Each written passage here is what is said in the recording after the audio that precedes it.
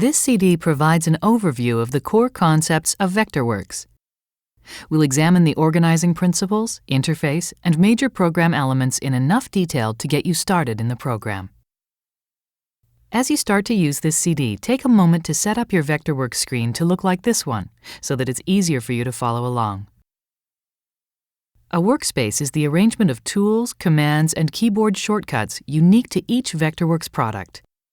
The groupings of tools you see here are part of the standard workspace, which would typically be used with Vectorworks fundamentals. As you can see, other products in the series have their own workspaces. Once you're more familiar with Vectorworks, you may also wish to create your own custom workspace by using the Workspace Editor, which provides an interface where tool palettes and menus can be rearranged or new ones created. Assigning keyboard shortcuts is also done here. Also check the settings of your computer's Vectorworks preferences, opened from the Options submenu under Tools.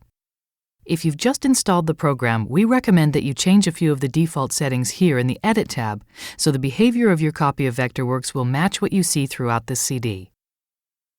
If you've already made some adjustments to the preferences, you can use the Reset button to restore the default settings and then make the changes.